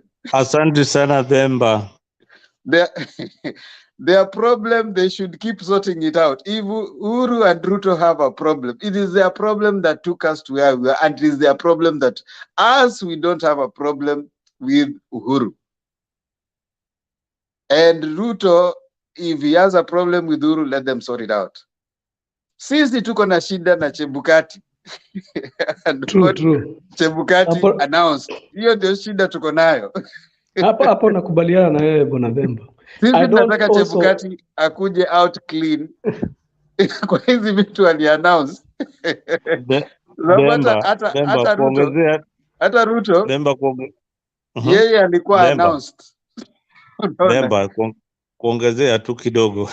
Unajua the confusion, just as you put it, probably Baba would be a very clear winner, and Ruto and it's called Ruto and Uhuru remained in the same team. The way they had mismanaged the country, they would have been beaten hands down. Now you agree that IBC would have done a good job. That is so obvious. But how do you, for example, you are an alternative government, you have been criticizing the same government, then you go back and say, sasa wacha tufanye kazi pamoja, without even bringing your policies, the things that you are fighting for your people. Kama Azimio uweke kwa meza, uambie Uhuru, bwana, mimi I want you to implement this because this is what we stand for. Then you join government as an alternative. You join the same corrupt government. Then again, it becomes so difficult to articulate your issue because unapigania nini as a president? Unaenda kuchaguzi, unaanza kusema hii serikali haijafanya kazi na uko ndani ya hiyo serikali. Bwana Themba, wacha nimuulize swali. Niulize mzalendo swali. Aya, muuliza alafu muuliza swali alafu tulete Mr. G. And you be honest, kuwa honest. Be honest with your heart. Do you think that if Raila angeenda versus Uhuru na Ruto bado angeshinda na hiyo Chebukati? Do you think that? Yes, Raila would have won. Raila would have won hands down. And let me tell you, this is what would have happened. A lot of people left Raila because he joined Uhuru. That one you don't know. So many people didn't go with him to join Uhuru. Wengi waliwacha kumpigia kura. Even the communities that were supporting him, the international community, they thought that this guy was a public defender, dining in the same corrupt government that has failed to fight corruption. Then when he joined government, there was no corruption at all until we went for election. What are you saying? Okay, Mzalendo, and which communities are these that left Raila? Jumi, I want to know them. Which are these communities that left Raila? Because we need to take it from the 2017 election to 2022. Tujue nani walikuwa na support Raila, and 2022 nani wali support Raila. I have told you time and again, Raila's support base imekuwa constant. His support base has been constant since 2007. Aongezi na apungui. Unanielewa? So if you believe that he won in 2007, then definitely in 2022, he was going to win. If he continued consistently with criticizing the government and fighting for the people. When he joined the handshake, who was he fighting for? Okay, Mzalendo. And what about the votes that he got that he has never gotten from Mount Kenya? That is what I want to know. Because Raila hakuwa anapata votes kama hizo Mount Kenya. He was not reaching above, even I don't think it was passing 400,000 votes. But what about the votes that he got from Mount Kenya? Because there is some votes that he lost and there is some votes that he gained. Don't forget that. The gains in Mount Kenya are very, very minimal, very, very insignificant. 1 million is minimal. 1 very, million very votes. insignificant because Mount Kenya iko na kura ngapi? Mount Kenya, by the way, unafaa kuunderstand haikupiga kura. In 2022 haikupiga kura. Haikupiga kura. Exactly. That wangetoka wapigie kura Raila. Kura ya Kiambu ni ngapi? Kura ya Kiambu peke yake. So let me understand. Unasema hawakutokea kupiga kura. And obviously automatically tunajua wakikuwa na kura ngapi? Vile tulikuwa tunaambiwa 8 million, si ndio? 8 million votes hizo tulikuwa tunaambiwa registered, tuseme hizo registered. I'm not sure because those are ni vitu wanapeana, but they say 8 million. So around how many people voted? Around 5 million or 4 million, si ndio? Around 4 million, 5 million in 2022 election. So I'm trying to understand if Raila got around 1 million votes from Mount Kenya. Yes. From the 4 million. It means Ruto got how many votes from the mountain? 3 million. He got 3 million. Na hiyo ndio alipata. Is that something to brag about, ati kusema ati Raila watu wake stronghold ilikuwa Can you tell me somewhere that stronghold ya Raila Ruto got more than 1 million votes? Tell me. Now skia. Now there's this vote in Mount Kenya that hawakupiga kura. Watu wale they either didn't vote for Raila nor did they vote for Ruto. Walikataa kwenda. Na walikataa kwenda kupiga kura kwa nini? Because they didn't see any value in Ruto and they didn't see any value in Raila. So there is that group. Then there is the 8 million Kenyans who never participated in the election. Do you know the 8 million Kenyans who didn't participate in this election? Yes. And what is the reason for the 8 million Kenyans who didn't participate in the election? So many reasons. You should interrogate that and know that hawa watu wakupiga kura. There were so many reasons mzalendo ya kukataa kupiga kura. One of those ni hiyo umesema. Na mingi ilikuwa there was tension in the country. We were going for an election that had two people who are never in one side. Watu wawili ambao waliachana na wakachana kabisa. You know, it's better tulikuwa tunasema Uhuru na Raila. Sometimes walikuwa unaona wanaweza kuongea, but we were going to an election of two guys who hata ungesema they have hatred. You could have said they have hatred, two people. So that's why people saw miss tena kupiga kura, and some of them even walienda mashambani. Why did the people go to back to the rural areas? Kwa nini watu walienda nyumbani? Now karaoke. Why did people start going to home? Unaona hiyo hatred is now what you are seeing. Mzalendo. Na karaoke. Tumewasikia. Wacha tusikie Mr. G kidogo alafu nikuje kwa Stone PK. Stone PK anawashwa sana na kitu mzalendo amesema, lakini wacha kwanza ni Stone PK anawashwa sana, wacha amaliza alafu mimi niingie. Haya, sawa basi. Stone PK. Thank you Mr. G and Themba. Ninawashwa kwa sababu again you are being dragged into some very petty thinking. Raila alijoin government. I mean, that's tiring. Raila joined the government so he could not oppose and all that. You're tired, very tired, Mzalendo. And then number two, Raila lost his base. He only lost the Luos like Mzalendo, who have just a couple, who have personal hatred. Kwa sababu walikosa what they wanted. They were fake leaders. We know them. Those who could not even win to be cattle dip chairman. We know them, all of them. Wale walikuwa wanataka kwenda kudanganyana ati you are popular, you cannot even win mchujo. Yeah? Because if you are popular, you don't have to go with the ODM. Go with your another party. Then you get out, you start sijui. Mchujo ilikuwa wapi? Ukikasirika na ODM, enda anza chama yako and contest. Yeah? Those are the few Luos who are disgruntled, who cannot even be elected anywhere. Ni akina Mzalendo hao. Aya, wale wengine wanasema ati sijui 8 million people didn't vote. They didn't vote because of Baba. That's another very cheap and lost nini. Those are confused Kenyans, and we know We know the generation. We know the reason. We know there are Kenyans who lack motivation to vote. Mzalendo doesn't know this. He says he contested. Even in your own ward, you have people who say, Mistaki maneno ya siasa. You should be in a better position. It's not issue of Raila or Ruto. There are Kenyans who never did. And number three, IBC figures are fake. They are nonsensical. They don't make sense.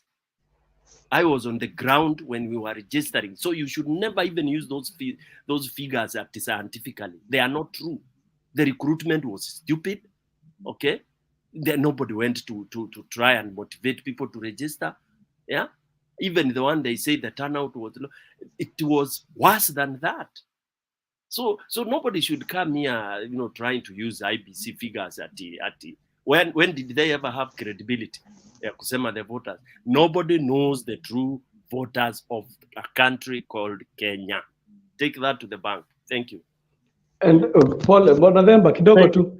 Thank you so much. Bwana Themba kidogo tu, dakika moja tu. Listen, guys, I want to put something into perspective. We need to decide if we want a debate or we want a chorus. Because if we want a chorus, then you guys will bash Mzalendo and he will not be here. You need, even at the process of the debating, you have someone who has Mzalendo's kind of perspective so that you can also try to understand where they're coming from and try and also, get the picture. Because if you listen to only yourselves, we can come here and we listen to only ourselves for 8 hours. And at the end of the day, all you have done is go through some therapeutic effects, but you have not listened to what Akina Mzalendo with their UDA manifesto, what they are thinking. So for me, I like Mzalendo coming here and giving us what is going on in that corner, as much as it might be out of what we think we agree with. We may disagree with him, like I do disagree with him in most of the things that he's saying. But I need him here. I need him to be coming here and telling us, at least trying to give us what is there. It is not in his business to know what is going on in Azimio. But if he comes and he points holes into what we are trying to say, it gives us a way of thinking, and at least the rest a way of trying to rebut. So let's be tolerant. Let's try to be tolerant. You remember the story of the naked king? The king was naked, but there was nobody who could tell the king that the king is naked because everybody feared the king. So everybody was praising the king. So it is a small boy that said, but the king is naked. So it's important that sometimes you have that other voice, that otherwise we will just be getting lots of hyping and whatever, but from the same thing. So we'll repeat the same story. If Benson wakes up, he's saying we need this. Karaoke wakes up, he's saying this should go. Mr. G, Hemba, Stone PK, Julia. If you listen to that from morning till evening, you come out of this place probably sometimes more sick than you came in. But if you can be able to listen to the other alternative views, I think it's the nature of democracy that you don't have to agree, but you can always, respectfully disagree with someone. What I disagree with Mzalendo, if like Karaoke asked you, do you think honestly Raila would have won? I agree with Karaoke. He wouldn't have. I mean, there would never have been a chance of Raila winning, because with the same kind of what you need to understand is the background. When Uhuru was coming in, Uhuru's presidency was planned by Kibaki. His second presidency was pushed and choreographed by one of them, Ruto. So the infrastructure of winning from the first was Kibaki, the second was Ruto. So that infrastructure is the one that will have gone on, which also still went on to give us what we got right now. So whether Raila was with Uhuru or not, the difference would have been the same. And you realize at the end of the day, that is what happened. So, like some of them are saying, it is not the vote that counts. It is the one who counts the vote that decides. So if the person that counts the vote that decides, and you see it was infiltrated completely, there was no chance. So saying that Raila staying with Uhuru was I think that's in my view a very interesting perspective. And also another thing Stone PK has said, I don't know why is it that some people come and say that, I was ODM. You have a hatred for Raila for nothing. There's something that everybody that comes and says, I was ODM, I was ODM, I was ODM. You claim to be ODM so that you can for some reason, try to imagine that you're bringing out some perspective that you think is the weakness of Raila. I think that is part of the things that Raila is suffering. The people like Kina Mzalendo and others like him, who don't like him much, come bashing him. There's nobody who has come. Some people are with Ruto. They have not come saying that I was with Ruto. I was with Ruto. It is the same Raila people who come out. I was with Raila. I was ODM. Now, I want to bring Karaoke, but before then, I saw Mr. G, maybe he's ready. Let him talk. He's been waiting for a while. And then now we can come back. We can open it up. Mr. G. Okay, thank you, Temba. I greet Stony PK, Mzalendo, Karaoke, and Benson. What Temba have said is just the fact. Huyu Mzalendo amekuja tu amedilute kila kitu. It's just the fact hakuna vene Raila angeshinda kura ikiwa Ruto bado wako pamoja na Uhuru. In fact, kitu ya kwanza ambayo ilifanya watu wakakosana ni handshake. Handshake ndio ilifanya Uhuru na Ruto wakakosana sana. Hiyo kitu kwa sababu Ruto alikuwa anasema anajua Raila amekuja kumfukuza na hataweza kumfukuza kwa chama yake. Those are the things that Ruto used to say. So hii vitu ambao nasema Mzalendo actually dilute me. I'll just talk on this issue ya Uhuru na Mama Ngina. I always ask myself a question. Uhuru was on the seat. He had the powers to do anything. Na alijua how brutal huyu Ruto yuko. Hata akatuambia kwa mtu ambaye mnadili na yeye si Uhuru mwenyewe. Uhuru mwenyewe alituambia hivyo kwa huyu si mimi. Huyu si Kibaki. But how comes on the same seat yuko ana allow somebody to come ambaye anajua is a brutal man na anakuja anampayana tu power hivyo. This guy look wakati alikuwa DP. The guy alikuwa na intelligence yake kwa timu ya Uhuru. Na aliweza jua kila kitu ambacho alikuwa anafanya. The guy knew. Kwa sababu gani? Alikuwa ameshika watu pale chini, watu ambao walikuwa wamejificha, wanajifanya wako pamoja na Uhuru, but yet walikuwa hawako pamoja na Uhuru. That's why they used to give him some secrets. The guy sahi kitu ambacho anafanya ni kama tu kumintimidate. Anajaribu kumprovoke. Ani Uhuru pia, Uhuru amekuwa silent for a very long time. This guy alikuwa supposed to kuongea mapema, but amekuwa silent for a very long time. So what naona ni kama Ruto anatry kumprovoke aongee. Na hata tu si kumprovoke, pia ni kama infiltration, anajaribu kuinfiltrate ndio aweze kupata some information, vitu ambazo zimepangwa kwa siri wakati ya jamaa amenyamaza hivi. Manake anajua kuna kitu inaendelea. Juzi Uhuru ameongea, na akiongea ameongea kitu ambacho inaonyesha kuwa hawa watu wako pamoja. Wakati alikuwa anaambia Kalonzo, akimwambia Steve hata usijali, wacha wapige kelele, sisi tunaendelea na zetu. That shows that watu kuna mpango ambao wanaendelea nao. Sasa kwa sababu hiyo huyu Ruto amekuja, ameamua kuchukua au security ili aweze kupata information what hao watu walikuwa na plan hapo katikati. But my argument the same way Stone Pika amesema Ruto ani Uhuru alimess.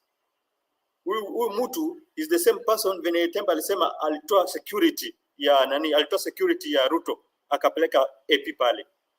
The same guy aliona vitu ambavyo zinafanyika, but nashangaa how comes anaketi anaona vitu zinaharibika, anakuja kunyamaza, alafu anaamua tu kupeana hiyo power kirahisi hivyo bila kuongea anything. I think when Stone Pika amesema bottom line is this is the time to act. In fact tunachelewa, because the more tunaendelea kuchelewa the more ile motisha inapungua. I think it's the time tunafaa to move. Twende kutoa mtu kwa sababu tusipomtoa hakuna kitu. Digasi ameshachukua security wote. She knows, atawauliza hii kitu huyu jamaa alikuwa anafanya nini? Huyu mtu alikuwa anafanya nini? Watu walikuwa wanaongea nini? So kuna vitu vingi ambao tukiendelea kukaa tukisema tunajipanga siji for maybe 3 to 4 months to come ndio twende, hatutafaulu. This is the right time tusimame na tuseme no to what is happening in this country. Ruto hafai kuwa kwa hiyo kiti sahi. Sahi ni wakati twende. Wale ambao wataumia wacha waumie, kwa sababu obvious in evolution kuna watu ambao wataumia, but wacha twende. Venetus Trumpika amesema twende, wale ambao kama tutashinda, lakini tumejaribu, kwa sababu tusipofanya hivyo huyu mtu ni mgumu, haitakuwa rahisi kumtoa, haitakuwa rahisi kufight kupata our own victory. Mimi nitaachia hapo. Asante sana Mr. G. Kuna mambo ambayo umeleta hapo ya muhimu sana. Na ndio Stone PK pia alisema kama kuzuia ni bora kuliko kuponya, hatukuzuia. Tulingoja mpaka sasa anaitwa nini, nyoka akaingia kwenye chungu. Nyoka akishaingia kwenye chungu lazima uvunje chungu. Lazima tuvunje chungu sasa. Chungu lazima kivunjike. Karaoke, kuna swali ulikuwa nalo kabla niende kwa Bro Benson alafu nirudi kwa Stone PK. Na nimlete Mzalendo pia alikuwa na ulikuwa swali kwa Mzalendo sio? Karaoke. Sasa Bwana Themba, asante sana kwa kunipa fursa hii. Nilikuwa ninataka tupatie Mzalendo wa Slack kidogo. Najua ninaona tuko 5:1. Najua hiyo kitu iko balance. Naona tumkatie ka Slack kidogo. Juu ninaona hiyo kitu iko balance sana. But Mzalendo mimi hata najaribu kumheshimu, manake anagongwa sana, anachapwa, kila mtu anampiga mawe. Anampiga mawe lakini bana, lakini anajaribu kukaa ngangari hapa. Amna sitishiki. Mimi kama rais wa Jamhuri ya Kenya atusishiki. Bado nakunywa hiyo, nakunywa watu shiki, hiyo ni kelele ya chura. Azui ngoma kunywa maji. Anatwangwa mawe hapa. Kuna watu wakisikia wanasikia. Kuna mtu anasikia akisikia Mzalendo anaongea anasema wacha to mute mic, to mute earphone mpaka Mzalendo. Mwingine anasema ati anatoroka, anaenda akiniona hapa anatoka kwa show. Namwambia bana, wewe njoo tu usikie maoni yangu na pengine utapata mawili matatu, ile ni mzuri, ile inaweza kukusaidia. Sisi zote tu tunaongea siasa. Unaona kama hii scroll mumeweka hapa ati ya Mama Ngina security, you are the people who are setting the same agenda. Alafu mkianza kuongea mambo hii agenda again, mnakataa ati hii ni agenda gani tena mmeleta. Ni wenyewe ndio mnaleta hizi agenda. So sometimes bring the real agenda. Msitokee tu kama media house.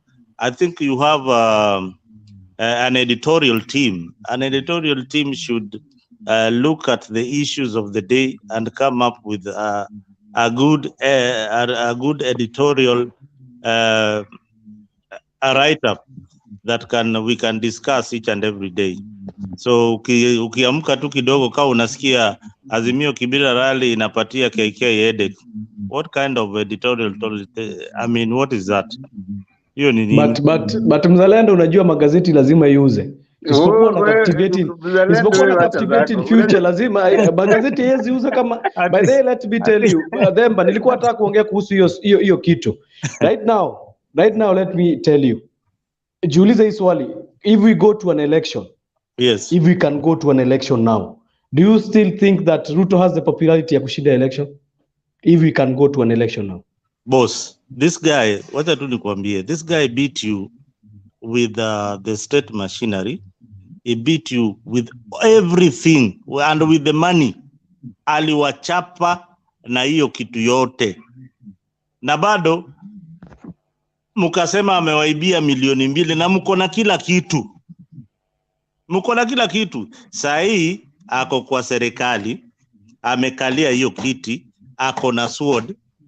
Niambie, sijui ni hesabu gani hiyo mko nayo ile mpata. But unajua pia unasahau Ruto alifanya reverse psychology. Unajua reverse psychology? Ruto alifanya reverse psychology na ndio inafanyika kwake saa hizi. Alifanya reverse psychology ya nini? Alitolewa security akaanza kufanya nini? Alianza kusema nini after ametolewa security Ruto? Sijui amenitolea security mpaka anafika point ya kuambia Uhuru usiniwie watoto wangu, sijui don't kill my children. Unadhani hiyo ni nini inafanywa kwake? The same thing that you do, it's reverse psychology. Now let me tell you, if this reverse psychology itaenda mpaka isipokuwa tufanye revolution before, but if this one can go to 2027, I'm sure hii reverse psychology kienda 2027, he'll have a very hard time. A very hard time. Karaoke, let me tell you a story that maybe some of you will learn or some of you don't know. You know, this guy called Uhuru used to be very powerful in Mount Kenya. And most of the young people don't know that when Raila won in 2007 and the victory was denied, Kibaki was ready to give Raila power. But a few Kikuyus, huyu deputy na nani, kina Mudhaura walikataa. There was only one Kikuyu who stood against William Ruto in Rift Valley. And that guy was called Uhuru Muigai Kenyatta. He's the guy who stood up for the Kikuyu community when there was nobody to help them out. Yeye ndiye aliorganize hizo ma-attacks, mlikuwa unasikia ma-attacks za Mungiki sijui nini. Alikuwa amejiorganize vizuri sana. Mzalendo, you're peddling lies again. Just wait. Anakuja tu wacha ajilete, anajileta tu. Unajua hiyo wakati Karaoke anajua vizuri sana ile jina walipatia Kibaki. Anajua vizuri sana ile jina walipatia Kibaki hiyo wakati wa 2007. Na Karaoke pia anajua sana vizuri sana nani alikuwa kiongozi hiyo wakati ya tamu ya mwisho ya Rais Mwai Kibaki. Uhuru actually did go for 2 terms. Uhuru alikuwa president for more than 3 terms. Nyinyi watu mnapiga kelele hapa. Wacha Karaoke kuelezea vizuri. Mzalendo. Ni fascinating kwa sababu umesema Uhuru alikuwa hizo vitu zote umesema. It's very good. Some I agree with you na some naweza kakataa, but ni sawa hivyo unasema. So do you think somebody like Ruto ange-outsmart Uhuru na hizo vitu zote umejaribu kuniambia? Just the way you have explained yourself. That is why I'm telling you this guy is smarter than Uhuru, smarter than Kibaki, smarter than the former Moi, and smarter than Raila. With what? Sijaelewa juu wewe na akili tu. Wewe ni wewe umenielezea Uhuru. Yaani mlishindwa tu na akili tu. Mzalendo kidogo. Wewe umeniambia Uhuru 2007 Uhuru ni aliongoza serikali. Uhuru ameongoza serikali 2013 mpaka 2017. Uhuru ameongoza serikali kutoka 2017 mpaka 2022. If you are talking about smartness, who is smart? Nani anafaa kuwa ni mjanja? By the way, you should know the guy behind the power ya Uhuru. By the way, after Kibaki ule mtu alimshikilia Uhuru ni huyu Ruto. Now wacha pia wewe umeuliza maswali mingi sana. Uhuru angeshinda kura bila Ruto. Angeshinda. Ask me why. Wait. Unajua Mzalendo. Ngoja. Ask me why Mzalendo. Ngoja Karaoke. Unajua Mzalendo unajicontradict. Ngoja kidogo. Mzalendo unajicontradict hapo in so many ways. Number one, I want to repeat again. Shida yetu si Ruto. Ruto can be smart. Ruto can be anything he is. He can be smarter than Raila. He can be smarter than Uhuru. Can be smarter than Kibaki. We don't care about that. Ruto did not announce himself the president. Yule mtu alimuannounce president is one Chebukati. Huyo ndio tuko na shida na yeye. Huyo wewe msifu to mzalendo and people like that. He is very smart. That's okay. Sisi tunafuata whoever announced. Na ule ali-announce ni Chebukati. We don't need an election in future, in years to come, where someone will be coming to say, I was smart. An election is supposed to be announced by the Electoral Commission. Either you campaigned well or you didn't campaign well, like it is fair, free and fair. The person who announces is Chebukati. So we are not here to say that, oh, Ruto is not smart or Ruto is smart. That is a very the propaganda. Hiyo tunaachia politicians waende waseme huko sisi ni smart tulifanya. I mean that's a political podium statement. Here we are saying na ile kitu ambayo tunasema ni kwamba Ruto alikuwa announce, wacha afanye ile kazi aliannouncewa. Azimio did not agree with it. Wameenda mpaka Supreme Court imefanya nini? Sasa it is in the public opinion. And this is where I want to bring Bro Benson alafu nilete Stone PK. Asante sana Bwana Themba, na kauli yangu bado ni ile ile, bado naenda kwa mzalendo. Simpingi kwa sababu labda ako na maono ama anapenda William Ruto. Kila mtu ako na chaguo lake ambao yeye anaona mtu anamfaa kulingana na policies zake na masera zake. Lakini nasema mzalendo, ikifika wakati wa uchaguzi, mtu achagui kwa sababu is smarter than any other. We've seen all over the world people who are smarter in the world, but they've won the election and at the same time they've lost the election. But if we have a good electoral system, a good electoral system does not go with who is smart. No. A good electoral system will give us the person that the country voted for or the person that the people have voted for. People do not win because they're smart, or people do not win because they're stupid. No. In a place whereby electoral justice is working, the person who is winning is the person who is chosen by the people of that republic, whether he's stupid, whether he's smart. Ndio maana bado nauliza mzalendo, jina lako la mzalendo awifanyii haki hata kidogo. Pigia nchi yako, sema vitu ambazo zitasaidiana, usiite mzalendo. Mimi sikupingi kwa sababu una support Ruto, hiyo ni yako. Lakini kama unataka kusaidiana nchi yako, hauwezi ambia nchi yako kwamba jamaa alishinda kwa sababu ni smarter than everybody. And we know and we believe, hata wewe unasema how electoral is, like when Raila won in 2007 alikatazwa just because of the electoral injustice. So if we want to help our country to grow, na hiyo uzalendo, sema kitu ambapo inatusaidia. Tuseme kwamba mtu alikuwa mwerevu sana ndio maana ameshinda. Hapana.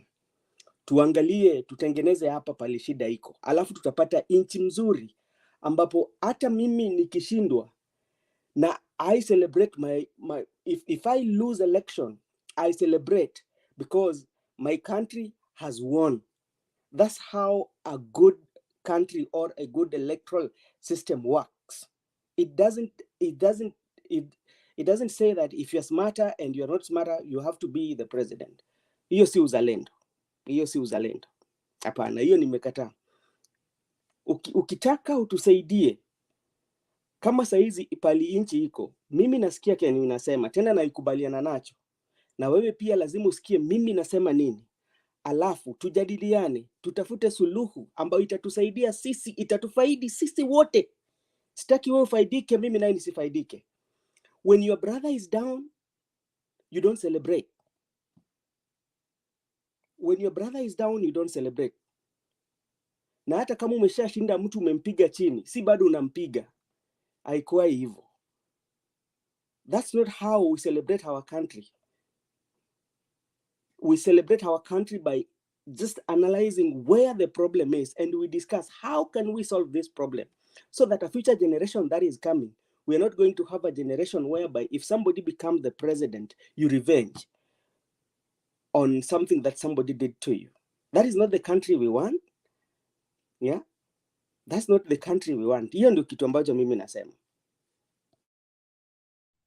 Asante Bro Benson, umesema jambo moja la maana sana, and I think